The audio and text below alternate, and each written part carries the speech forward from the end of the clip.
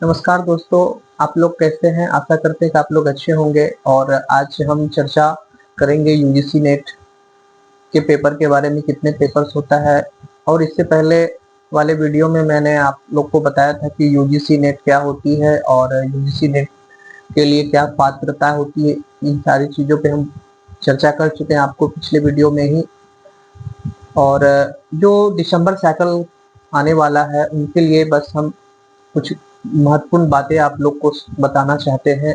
ऐसे छात्र जो ग्रेजुएशन के लास्ट ईयर में है, जो हमारे बिहार में 2023 और 27 के लिए जो सेशन में एडमिशन हुआ था बीए के लिए, वो छात्र इस वाले जो दिसंबर वाला साइकिल है उसमें फिलअप कर सकते हैं, क्योंकि वो फोर्थ ईयर में चले गए हैं और वो अपियरिंग में फॉर्म डाल सकते हैं। और वैसे छात्र जो फोर्थ सेमेस्टर में चले गए हैं या उनका फाइनल होने वाला है वो डाल सकते हैं, और सेकेंड ईयर में थर्ड चले गए हैं यानी कि थर्ड सेमेस्टर में चले गए हैं वो भी फॉर्म डाल सकते हैं दिसंबर वाले साइकिल के लिए। और जो इग्नू में या किसी डिस्टेंस कोर्स में कर रहे हैं जहां ईयरली मोड में एग्जाम होती है, तो उनको भी फॉर्म भरने का मौका मिलेगा जो सेकेंड ईयर में है। तो चलिए इन पे हम चर्चा कर लिए कि सेकेंड ईयर में है जो भी या लास्ट ईयर में है वो इस यूजीसी नेट दिसंबर साइकिल के लिए फॉर्म फिलअप कर सकते हैं। अब चर्चा करते हैं कि यूजीसी नेट में कितने पेपर होते हैं और किस तरह से पैटर्न्स होते हैं, उस पर चर्चा करते हैं। तो दोस्तों मैं आप लोगों को बता दूं कि यूजीसी नेट जो है उसके अंदर दो पेपर होते हैं।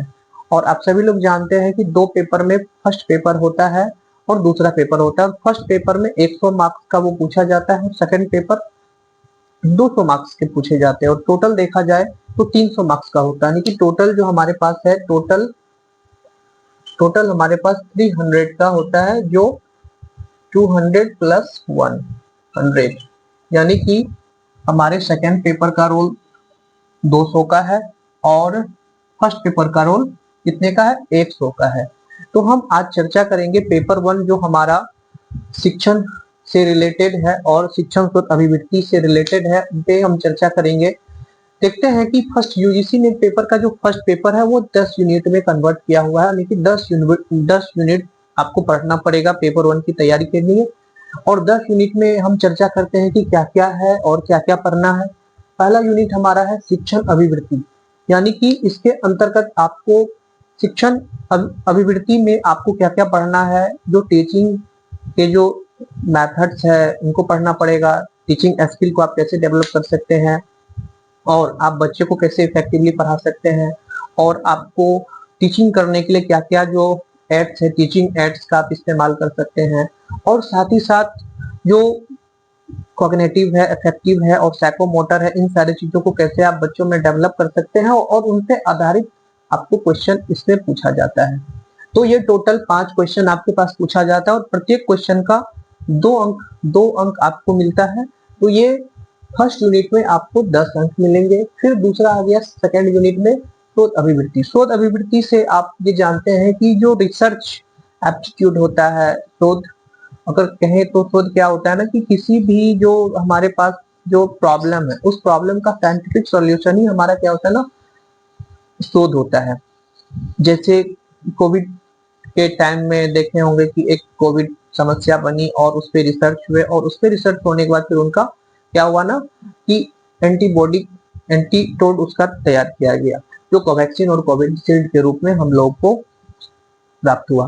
तो इस तरीके से हम लोग देखेंगे कि शोध अभिवृत्ति में भी 5 हमको क्वेश्चन पूछा जाता है और ये 10 अंक प्राप्त होते हैं। बोध हमारा क्या है ना कि रीडिंग कम्प्रीहेंशन जो हम पढ़ते हैं, रीडिंग कम्प्रीहेंशन के अंतर्गत एक पैसेज हम लोग को मिलता है, उस पैसेज पे बेस्ड 5 क्वेश्चन होते हैं और हम पांचों क्वेश्चन को इसमें बनाते हैं। ये भी 10 का है। और हमारे पास चौथा यूनिट है संप्रेषण, that means communication. Communication is a part of human. और आप जानते हैं कि इनके जो क्या है ना, इनके अंतर्गत कुछ स्टेप्स है। जैसे कि हमारे पास कोई भी लोग जुड़ता है या आप जुड़ रहे हैं तो हमारे पास क्या है ना, सबसे पहले आपका एक मोटिव होता है, उद्देश्य होता है, हमको क्यों जुड़ना है, हमको पढ़ने के लिए जुड़ना है। तो बस वही है कि हम कोई चीज एक दूसरे जगह पहुंचाते हैं, या आप जैसे कि एग्जांपल लीजिए, मैं आपको ये सारी चीजें आप तक पहुंचा रहा हूँ। तो कहने का मतलब है कि आप हमारा क्या है ना कि एक आप हमें क्या देंगे, आप श्रोता है, राइट। हम आपको दे रहे हैं, यानी कि हम मैसेंजर है, एक तरह से हम आपको प्रेषित कर रहे हैं। तो देखेंगे कि जो संप्रेषण है, पहले एक प्रेषक होगा, प्रेषक के बाद हमारा माध्यम होता है, माध्यम के बाद हमारा मैसेज होता है, मैसेज के बाद जो प्राप्त करता है जिसको ग्राहक करते हैं, जो रिसीव करते हैं उसको रिसीवर बोलते हैं।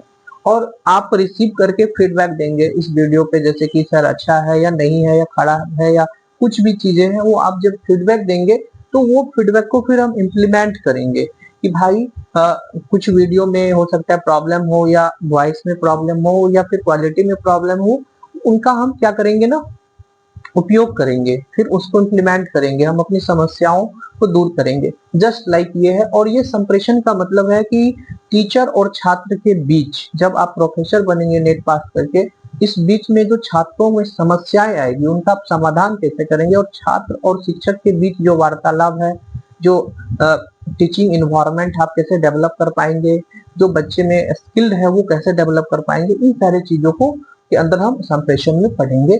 और ये भी 5 क्वेश्चन का होगा और 2 मार्क्स आपको प्रत्येक क्वेश्चन के मिलेंगे, 10 मार्क्स होंगे।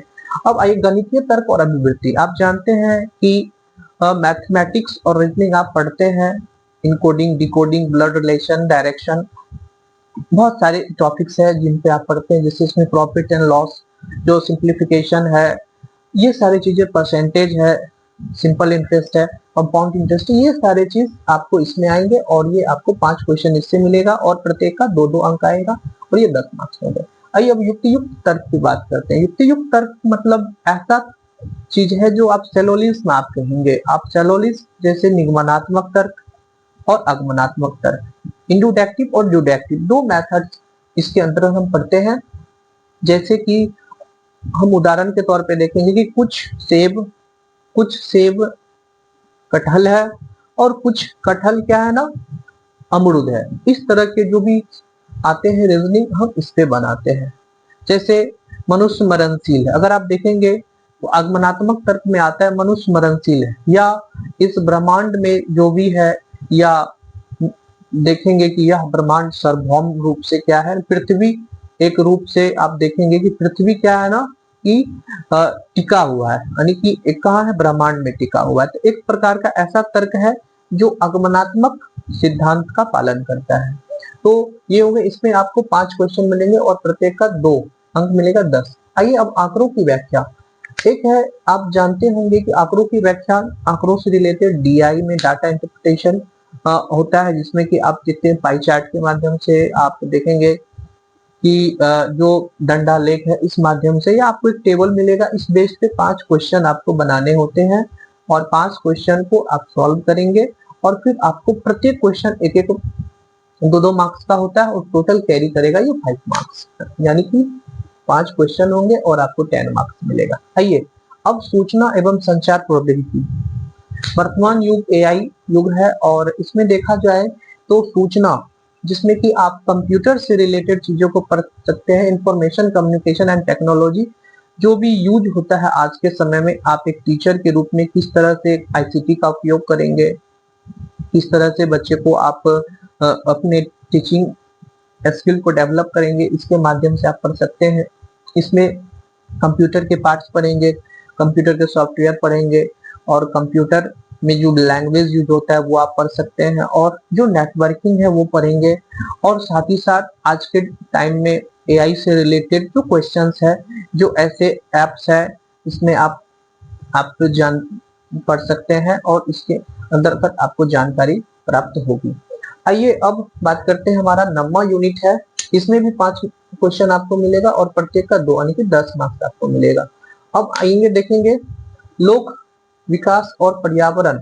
इसमें देखेंगे लोक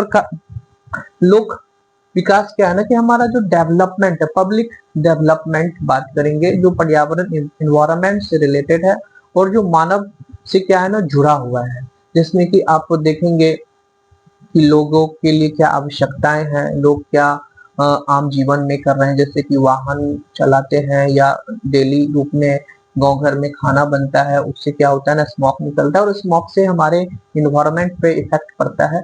तो बहुत सारी चीजें इसके अंदर पढ़ेंगे, जो पॉल्यूशन है, पॉल्यूशन के टाइप पढ़ेंगे, पॉल्यूशन के बारे में पढ़ेंगे, और भारत सरकार के द्वारा और बहुत सारी ऐसी योजनाएं हैं जो यूएनओ के द्वारा भी चलाए जा रहे हैं, और इसी में आप बोलते सतत विकास कार्यक्रम आप पढ़ेंगे, ठीक है। इस तरह से आप इसमें अध्ययन करेंगे और इसमें भी कितने आएंगे, आपको 5 क्वेश्चन आएंगे और ये प्रत्येक 2 यानी कि 10 मार्क्स। अब भाई हायर एजुकेशन, हायर एजुकेशन क्या है ना कि हमारा जो ब्रिटिश काल से पहले से लेकर के और अब तक जो चले आया है उनका डेवलपमेंट कैसे हुआ, हम उसके बारे में अध्ययन करेंगे। जिसमें कि अभी एनईपी 2020 आया है, उस आधार पे शिक्षा अब ग्रेजुएशन देखेंगे तो 4 साल का हो गया, और एमए या यूजी कहेंगे 4 साल का, और जो मास्टर डिग्री है वो 1 ईयर का हो गया। ऐसे छात्र छात्राएं जो 4 साल का ग्रेजुएशन कर चुके हैं यानी कि उसको रिसर्च के साथ इंक्लूड किया गया है, वो 1 साल का एमए करेंगे, तो 4 साल का कर चुके हैं, उनको रिसर्च करने के लिए डायरेक्ट मौका मिला हुआ है, वो डायरेक्ट कर सकते हैं जिसको 7.5 सीजीपी मार्क्स आ जाता है। और ऐसे छात्र जिनको 7.5 सीजीपी नहीं आता है उनका 4th ईयर नहीं होगा और वो डिग्री ले लेंगे, बैचलर की डिग्री लेकर के वो 2 ईयर का मास्टर डिग्री करेंगे। तो इस तरीके से ये न्यू एजुकेशन पॉलिसी के अंतर्गत इतने बदलाव आए हैं। हम लोग पढ़ते हैं एनईपी 1986 पढ़ते हैं, 1968 पढ़ते हैं, तो ये सारे चीज का अध्ययन हम इसके अंतर्गत करते हैं। तो ये हमारा क्या है ना कि ये हमारा पेपर 1 था जिसके अंतर्गत हमने ये आप लोगों के बीच चर्चा किया है। और देखा जाए तो आप लोगों के बीच चर्चा किए हैं, और इसको देखेंगे जब हम इंक्लूड करेंगे तो हमको कितना मार्क्स आएगा, टोटल आएगा हमारे पास 100 मार्क्स।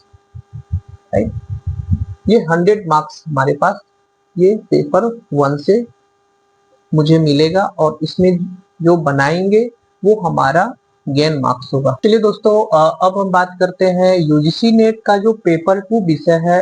पेपर 2 में जो हमारा विषय है राजनीतिक विज्ञान है। मैं आप सभी को राजनीतिक विज्ञान पढ़ाऊंगा, और राजनीतिक विज्ञान के अंतर्गत जो यूनिट दिए गए हैं सिलेबस के अंतर्गत, वो हमारे पास 10 यूनिट है। जैसे पेपर 1 में आपको मैंने 10 मतलब यूनिट आपको एक्सप्लेन किया, जस्ट मैं उसी तरीके से इनको मैं भी एक्सप्लेन करता हूँ। देखिए, पहला हमारा क्या है ना, राजनीतिक सिद्धांत।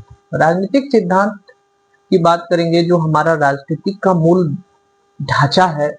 अगर पॉलिटिकल साइंस की बात करेंगे तो सिद्धांत के बिना चीज अधूरा है। तो राजनीतिक विज्ञान में क्या है ना, यह सिद्धांत आता है, और वो सबसे पहले अगर देखा जाए तो यूजीसी ने इनके सिलेबस में नहीं डाला है। जो पहला व्यक्ति है और काफी ज्यादा चर्चित हुए, उनका नाम सुकरात है, और उन्हीं से प्रभावित होकर बहुत सारे विद्वान बने, बहुत सारे दार्शनिक बने। जानते हैं आप सभी लोग कि सुकरात को विष का पान पीना पड़ा था, यानी कि विष ग्रहण करना पड़ गया था, और विष पीकर अपना जो है जीवन का अंत करना पड़ गया था। वस्तुतः स्थिति ऐसी बनी थी कि कुछ बातें, कुछ जीवन में ऐसी चीजें होती है कि जब लोग अपने आप को सही साबित करने के लिए, तो ऐसे लोग जो स्वयं सही है और दूसरे को गलत साबित नहीं करना चाहते हैं, तो उस स्थिति में वो सुकरात ने विष का पान किया, और विष का पान करने के बाद उनके एक शिष्य थे जो काफी ज्यादा उनसे प्रभावित हुए, जिसका नाम प्लेटो है। और उनसे प्रभावित होकर के उन्होंने बहुत सारी चीजें एक्सप्लेन किए आगे चल के, और फिर उसके बाद जो है प्लेटो के जो शिष्य थे अरस्तु, उनका भी फिर आगमन हुआ, और उन्होंने राजनीतिक विज्ञान की कायाकल्प ही कर दी। और राजनीतिक विज्ञान की कायाकल्प कर देने के बाद राजनीतिक विज्ञान को एक अलग पहचान बन गई, एक पहचान मिल गई। ये हमारे जो राजनीतिक सिद्धांत है, हम इसमें इसका चर्चा करते हैं। उसके बाद हमारा मध्यकालीन में जो राजनीतिक दार्शनिक है, जिन्होंने अपना सिद्धांत दिए, और सिद्धांत के बिना राजनीतिक अधूरा है। उसके बाद मैकियावेली आए, हॉब्स आए, रूसो आए, इतने सारे लोग जो है राजनीतिक सिद्धांत का प्रतिपादन किए, अपने अपने विचारधारा दिए, और उस विचारधारा से आज भी जीवन, यानी कि कहें कि राजनीतिक विज्ञान आज भी फल फूल रहा है, उन्हीं विचारधाराओं पे चल रहा है, उन्हीं सिद्धांतों पे चल रहा है। आज जो वर्तमान युग में जो आधुनिक बहुत सारे ऐसे दार्शनिक है, जिसमें जॉन रॉल्स है, नोजिक है, तो इतने सारे लोग का आगमन उनकी विचारधाराओं से प्रेरित होकर ही बना है। आइए अब बात करते हैं, इनके अंतर्गत भी आपको 10 क्वेश्चन पूछा जाएगा और 10 क्वेश्चन आप जानते ही हैं कि एक क्वेश्चन पे 2 मार्क्स मिलता है, यानी कि ये कितने का हो गया, 20 मार्क्स। अब आइए हमारे पास जो फिर राजनीतिक विचारक है, सेम चीजें हैं। ये इसके अंतर्गत हम सिद्धांत पढ़ते हैं और इसके अंतर्गत उनके विचार को हम पढ़ते हैं। जस्ट कुछ ज्यादा अंतर नहीं है। इसके अंतर्गत सिर्फ हम उसके सिद्धांतों की फोकस करते हैं और इसके अंतर्गत उसके जीवनी जीवनी उनके कितने बुक्स, कितने पुस्तकें, क्या लिखे गए, सारे चीजों का हम इसके अंतर्गत चर्चा करते हैं। जस्ट इसमें कितने मार्क्स आएंगे, 2 मार्क्स आएंगे, यानी कि 20 मार्क्स आ जाएंगे। अब आ गए भारतीय राजनीतिक विचारक। जैसा कि आप सभी लोग जानते हैं कि भारत जब गुलाम था तो उस समय बहुत ऐसे नेता दार्शनिक बने, बहुत ऐसे विद्वान लोग जो है अंग्रेजों से, मतलब कि यूं कहें कि अंग्रेजों को भगाने के लिए अपने विचार प्रकट किए, अपने मस्तिष्क का इस्तेमाल किए और बाद में आकर के उनकी विचारधारा व्याप्त हुई, हम सबों के बीच फैला उनका विचारधारा। और उसमें से सर्वप्रथम स्वामी विवेकानंद का नाम सबसे पहले आता है। उसके बाद इस तरीके से अरविंद घोष को आप पढ़ते हैं, इकबाल को पढ़ते हैं, महात्मा गांधी को पढ़ते हैं, भीमराव अंबेडकर को पढ़ते हैं, जवाहरलाल नेहरू को पढ़ते हैं। इसके अलावा और भी लोग हैं, पेरियार को पढ़ते हैं। इसमें कुछ हमारे भारतीय महिलाएं भी हैं जिनको हम अध्ययन करते हैं। इनकी जो विचारधारा है इसके अंतर्गत हम इनका जीवनी के साथ साथ इनके कितने पुस्तक है, सारी चीजों को, और किस तरह से इन्होंने भारतीय सभ्यता पर अपना छाप छोड़ा, भारतीय जीवन पर किस तरह से छाप छोड़ा, इनके बारे में हम जानते हैं। तो टोटल 10 इसमें भी आ गए, टोटल 20 मार्क्स हो गए। अब आइए तुलनात्मक राजनीतिक विश्लेषण, यानी कि चौथा यूनिट हमारा तुलनात्मक है। यूं कहे तो कंपैरेटिव पॉलिटिक्स एनालिसिस, राइट। तो कंपैरेटिव पॉलिटिक्स के अंतर्गत हम उन चीजों को पढ़ते हैं जो अलग अलग देशों में अन्य संस्थाएं हैं। जैसे देखा जाए राष्ट्रपति है, तो राष्ट्रपति हमारे भारत में किस तरह से कार्य करते हैं, उनका क्या शक्ति है, वही राष्ट्रपति का क्या ब्रिटेन में क्या स्थिति है, वही राष्ट्रपति का अमेरिका में क्या स्थिति है, उसी राष्ट्रपति का रूस में क्या स्थिति है, या किस देश में राष्ट्रपति पद है ही नहीं, या सिर्फ प्रधानमंत्री से ही काम चल रहा है, या किसी ऐसे राष्ट्र है जिसमें प्रधानमंत्री नहीं है, राष्ट्रपति से चल रहा है। तो इस तरीके का हम लोग जो सरकार है, जो संस्थाएं हैं, उन सब चीजों का हम अध्ययन करते हैं। तुलनात्मक राजनीति के अंतर्गत ऐसा कहा जाता है कि तुलनात्मक राजनीति का जो पिता है अरस्तु को कहा गया है, क्योंकि इन्होंने 158 देशों के संविधान का अध्ययन किया था और उन्हीं को पिता माना जाता है। तो देखा जाए, डिटेल्स पढ़ेंगे बाद में। अभी इसमें से भी 2 क्वेश्चन, 10 क्वेश्चन यानी कि 20 मार्क्स का। अब आइए अंतरराष्ट्रीय संबंध है। अंतरराष्ट्रीय संबंध की बात करें तो ये तो बहुत खुला विषय है, बहुत बड़ा ब्रॉड विषय है, क्योंकि इनका कोई दायरा नहीं है। जहां तक आप सोच सकते हैं उससे आगे भी है। अगर देखा जाए तो वर्तमान समय में जो चल रहा है, ईरान, इराक, यूक्रेन, रूस, अमेरिका, इन सारी चीजों की चर्चा हम पढ़ते हैं, जानते हैं। और ये आज अत्यधिक घटने वाली घटना जो भी है पूरे विश्व के अंदर, उनके बारे में हम यहाँ पे चर्चा करते हैं और इनको जानते हैं कि इनके अंतर्गत भी कुछ उपागम दिए गए हैं, जिसमें सबसे महत्वपूर्ण उपागम यथार्थवाद उपागम माना जाता है और ये मार्गन-थाउ का दिया हुआ है। और ये काफी ज्यादा विस्तृत रूप में राज्य को यह अधिकार देता है कि वह अपने शक्ति का प्रयोग करें। यानी कि यथार्थवादी जो विचारधारा है या विचारक है, वो शक्ति का प्रयोग ज्यादा करते हैं और वो हमेशा शक्ति में रहना चाहते हैं, यानी कि सत्ता में रहना चाहते हैं, यानी कि शक्ति सत्ता उनको चाहिए यथार्थवाद के अंतर्गत। आइए इनके भी अंतर्गत जो है, इसमें आप रिलेशनशिप पढ़ते हैं भारत के साथ, भारत का पाकिस्तान के साथ, नेपाल का भारत के साथ या भारत का नेपाल के साथ, अमेरिका के साथ, ब्रिटेन के साथ, फ्रांस के साथ, रूस के साथ, अन्य विभिन्न देशों के साथ जो है हम इसके साथ संबंध पढ़ते हैं। और ये भी 10 क्वेश्चन आएगा और ये टोटल 20 मार्क्स, राइट। अब आइए भारत की विदेश नीति। भारत की विदेश नीति की बात करते हैं। देखा जाए तो भारत की जो विदेश नीति का जो नींव है वो जवाहरलाल नेहरू के द्वारा रखा गया था। और ये कुशल,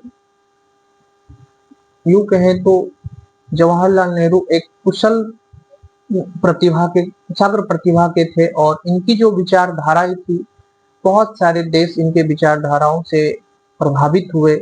और इस वजह से जब दुनिया दो गुटों में बटी हुई थी तो उस समय एक गुट निरपेक्ष आंदोलन यानी कि गुट निरपेक्ष विचारधारा, इन्होंने अपने आप को कुछ ऐसे आसपास के देशों के साथ, एशिया के देशों के साथ मिलकर इन्होंने अपने आप को पूंजीवाद और साम्यवाद से दूर रखा था।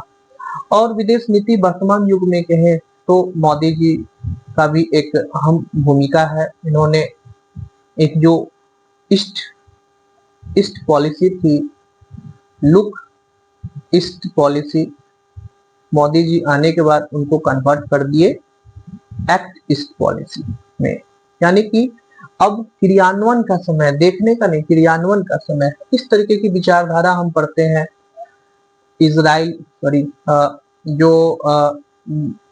इनके जो अड़ोसी पड़ोसी देश है हमारे भारत के, जितने भी इजराइल की बात करते हैं, इराक की बात करते हैं, जो हमें वहां से कुछ कच्चे तेल प्राप्त होते हैं, इन सारे चीजों पे चर्चा हम लोग करेंगे बाद में। और अभी 10 क्वेश्चन इनसे पूछा जाता है और ये भी 20 हो गए। आइए, भारत में राजनीतिक संस्था, अगर ये देखेंगे तो ये दोनों चीज आपस में मिलता जुलता है। कुछ चीजें संस्थाएं और प्रक्रियाएं। संस्थाएं वो हो गई जो एस्टेब्लिश्ड है, और प्रक्रियाएं वो हो गई जिससे कोई चीज चल रहा है या प्रोसेस है। जैसे कि अगर देखेंगे तो संसद एक संस्था हो गई, संसद एक संस्था के रूप में हो गई। जैसे हमारा यूपीएससी एक संस्था हो गया, हमारा बीपीएससी एक संस्था हो गया, हमारे जो कैग है वह एक संस्था है, नीति आयोग एक तरह से देखा जाए तो ये इसका जिसमें हम अध्ययन करते हैं वो एक संस्थाएं है। और जो उसकी जो प्रोसेस है, उनके जो अध्यक्ष बनाने के या फिर किसी का चयन करने के लिए जो भी प्रोसेस करते हैं, वो हमारा क्या होता है ना, एक प्रक्रिया में आ जाता है। यूं देखेंगे तो ये अब भारत के राजनीतिक, और इसके भी 10 क्वेश्चन आएंगे और इसके भी 10 क्वेश्चन आएंगे। आप टोटल इन दोनों को इंक्लूड करेंगे 20-20, ये टोटल आपको भी 40 मार्क्स मिलेगा। अब आइए, लोक प्रशासन। यह शब्द सुनकर के थोड़ा सा लगता है कि लोक प्रशासन एक विषय बना, और विषय किससे बना तो राजनीतिक विज्ञान से बना। और राजनीतिक विज्ञान से ही अलग होकर के एक अमेरिका के राष्ट्रपति थे वुड्रो विल्सन, इन्होंने इस विषय को एक अलग विषय के रूप में प्रतिस्थापित किया। और लगभग कहा जाता है कि 1888-87 के समय में के बाद इन्होंने एक नई पहचान बनानी शुरू कर दी और लोक प्रशासन का जन्म हुआ। तो लोक प्रशासन का जो पिता कहा जाता है वो वुड्रो विल्सन को कहा जाता है। और इनके अंतर्गत भी हम लोग पढ़ेंगे लोक प्रशासन में, जिसमें कि आप सार्वजनिक लोक प्रशासन, निजी लोक प्रशासन, उसके बाद नव लोक प्रशासन आ गए। और इसके अंतर्गत और भी चीजें को देखेंगे कि संगठन कैसे काम करता है, संगठन के क्या सिद्धांत है, जिसमें आप पोस्टपोप देखते हैं। और उलिक और उर्विक ने इस सिद्धांत को दिए, बुलिक और उर्विक ने इन सिद्धांत को दिए। इसी के अंदर टेलर्स को आप पढ़ेंगे। इसके अंतर्गत और भी सारे विचारक को पढ़ेंगे जिन्होंने राजनीतिक विज्ञान के सिद्धांत बनाने में अपना योगदान दिए और अपने विचारधारा दिए।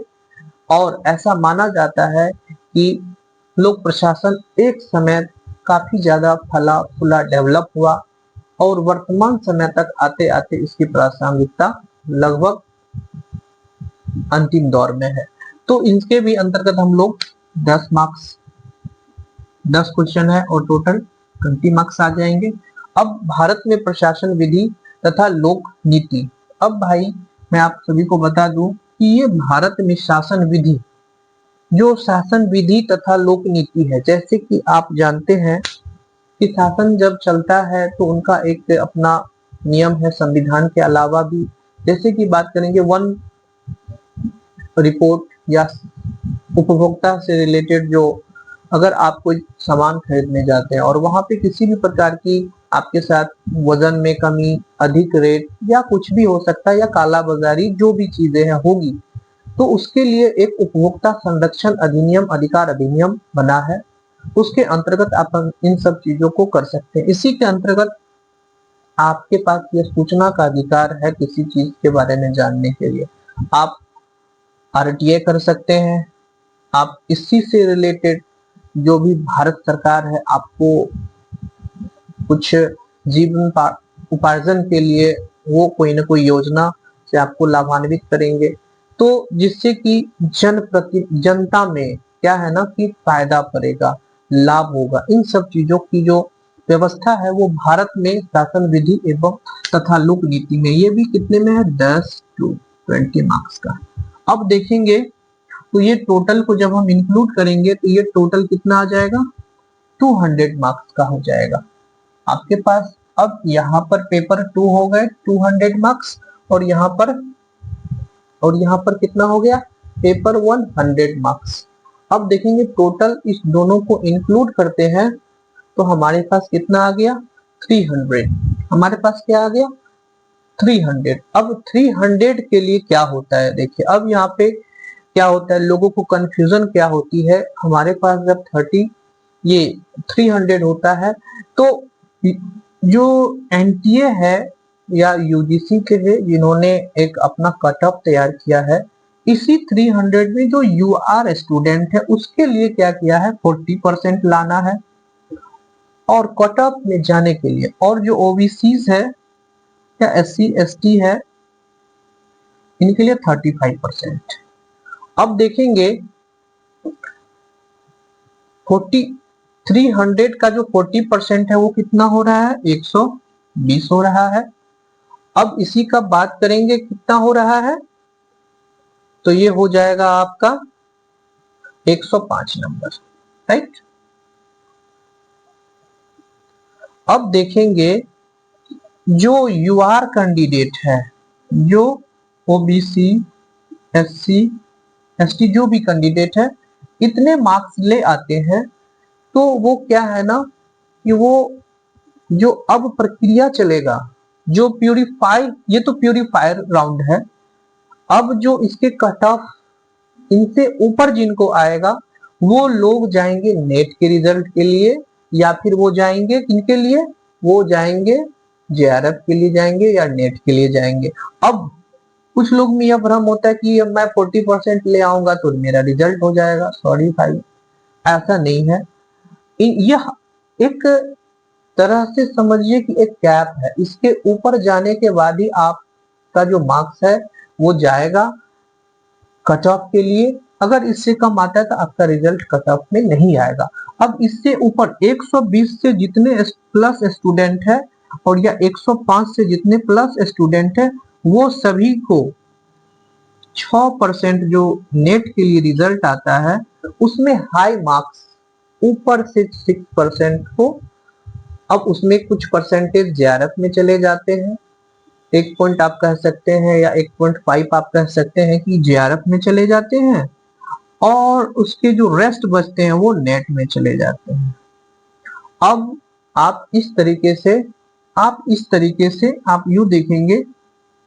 आइए अब जो ये 6% हो गया, अब इस 6% के बाद देखेंगे अब जो कुछ 1 पॉइंट हो सकता है 5 हो या 1 पॉइंट हो, ये चले जाएंगे जेआरएफ के लिए। अब इसके अलावा जो रेस्ट बचते हैं वो नेट के लिए, अब नेट क्वालिफाई होंगे। अब जो 300 में जो मार्क्स लाया है स्टूडेंट वो ऊपर से जेआरएफ का कुछ परसेंटेज जेआरएफ में चला जाएगा, और 6% तक जो है नेट रिजल्ट प्राप्त होगा, राइट। अब क्या है ना कि अब नेट का रिजल्ट हो गया, जेआरएफ का हो गया। अब उसके बाद एक नया चीज और है कि अब आप पीएचडी के एडमिशन के लिए भी अगर नेट से कम स्कोर है तो उसके लिए भी यूजीसी ने एक नए नियम के तहत एक पीएचडी एडमिशन ओनली करके एक और भी दिए हुए हैं। आपका रिजल्ट किसमें हो जाता है, पीएचडी ओनली में आप एडमिशन लेने के लिए पात्र हो जाते हैं। जो नए नियम बिहार सरकार में लागू हो चुका है, पीएचडी वैसे ही स्टूडेंट कर सकते हैं जो जेआरएफ है, जो नेट है, या जो पीएचडी ओनली पास है। कहां से, तो एनटीए के द्वारा कंडक्ट किए जा रहे हैं यूजीसी नेट की परीक्षा, आप पास है तो फिर आप ये हो जाते हैं। अब बात करते हैं, ये हमारा नेट हो गया, जेआरएफ हो गया और ये हो गया। अब थोड़ा सा हम इस पे चर्चा करते हैं कि किस तरह से इसका कट ऑफ होता है। इसका कट ऑफ की चर्चा कर लिए, अब क्या एज होता है, इस तरीके से किस तरह से एज होता है। देखिए अब इसके लिए क्या है, अब इसके लिए क्या है ना कि एज, क्या एज है, देखेंगे एज की बात करेंगे तो यूआर हो गया हमारे पास, ओबीसी हो गए, राइट, एससी और एसटी हो गया, राइट। अब देखेंगे इस स्थिति में अगर हम बात करेंगे तो जो जेआरएफ के लिए है, जेआरएफ की मेन होता है, जेआरएफ की बात करेंगे। जेआरएफ जो यूआर है, राइट, इसके लिए 30 इयर्स, ओबीसी के 35 इयर्स और 35 इयर्स। एक और चीज है जो यूआर के फीमेल है, तो यूआर के फीमेल के लिए भी कितना है, 35 इयर्स। अगर आप नेट का फॉर्म फिलअप करते समय आपका एज मैक्सिमम, अगर आप यूआर है तो आप जेआरएफ 30 है तो आप जेआरएफ का ही डाल सकते हैं, यानी कि जेआरएफ नेट और पीएचडी तीनों का डाल सकते हैं। अगर आप ओबीसी है, 35 ईयर लास्ट चल रहा है, तो आप 35 ईयर तक आप नेट पीएचडी और जेआरएफ के लिए अप्लाई कर सकते हैं। अगर आप एससी एसटी है तो सेम यही चीज है, अगर आप फीमेल है यही चीज है। इसके अलावा आपका जब एज इस ग्रुप से बाहर हो जाता है तो फिर आप ओनली नेट और पीएचडी, इस ग्रुप से बाहर हो जाने के बाद आपका जेआरएफ नहीं होगा, तब फिर आप नेट और पीएचडी ओनली के लिए अप्लाई कर सकते हैं, ठीक कर सकते हैं। इस अगर एज में आप है तो मैं यही चाहूंगा कि आपके पास एक अच्छा अवसर है, आप इस एज के दायरा में है, इस रेंज में है, जेआरएफ आप प्राप्त कर सकते हैं। और जब आप जेआरएफ प्राप्त कर सकते हैं तो आपको यूनिवर्सिटी ग्रांट कमीशन के द्वारा किसी भी विश्वविद्यालय में जब आप पीएचडी में एडमिशन लेंगे तो अप्रोक्स आपको 40,000 तक की जो स्कॉलरशिप है वो आपको मिल जाएगी, पर मंथ मिलेगा, और ये 5 साल तक मिलेगा, राइट। इसका इस तरीके से आज हम लोग चर्चा किए यूजीसी नेट के विषयों के बारे में, और यूजीसी नेट को समझें आप सभी लोग। आशा करते हैं कि सभी लोग अच्छे से समझ गए होंगे, और जो भी लोग इनको नहीं समझ पाए होंगे तो पुनः आप इन वीडियो को फिर से देख पाएंगे, अच्छे तरीके से आप इनको समझ पाएंगे, क्योंकि मैंने सारे बिंदुओं को अच्छे से एक्सप्लेन करने का प्रयास किया है। और आशा करते हैं कि आप सभी लोग इस वीडियो से समझेंगे। और एक आप लोग के लिए एक और भी सूचना है कि जो पेपर 2 और पेपर 1 है, इस दोनों की पढ़ाई के लिए मैं जल्द ही आप लोगों के बीच आ रहा हूं। ये एक सिलेबस पे थी चर्चा, और बहुत ही जल्द आप लोगों के बीच इसी चैनल पे Saraswati net JRF political science channel पे हम आपसे मिलेंगे। और जो भी मित्र है पॉलिटिकल साइंस से या किन्हीं और भी विषय के, तो उनको आप यह लिंक शेयर कर दीजिए, उनको पेपर 1 को पढ़ने में सहायता मिलेगी। यह चैनल पे जो पढ़ाई है पूर्णतः फ्री है, फ्री ऑफ कॉस्ट है, कोई शुल्क नहीं देना है। और ये हम लोग जितनी जो कोसी जो रेंज के लोग हैं उनके लिए तो बिल्कुल एक अच्छा अवसर है कि मैं इनको जीरो से शुरुआत करूंगा। मैं कोई स्टैंडर्ड पे नहीं जा करके एकदम जीरो से, जिनको पॉलिटिकल साइंस की थोड़ी सी भी नहीं जानकारी है या जो कुछ भी नहीं पेपर वन में जान रहा है, यानी कि वो टीचिंग एप्टीट्यूड का हो, रिसर्च का हो या कम्युनिकेशन का हो या कंप्यूटर का, जो भी चीजें हैं, जो भी विषय है, वो मैं बारीकी से एक एक करके पढ़ाऊंगा और एक अच्छे तरीके से प्रयास करूंगा। आप मेहनत करेंगे तो मैं वादा करता हूं कि आप लोग अवश्य सफल हो पाएंगे। और इन्हीं शब्दों के साथ मैं आज के लेक्चर को यही विराम देता हूं। आप सभी लोग जुड़े, बहुत बहुत धन्यवाद। जय हिंद।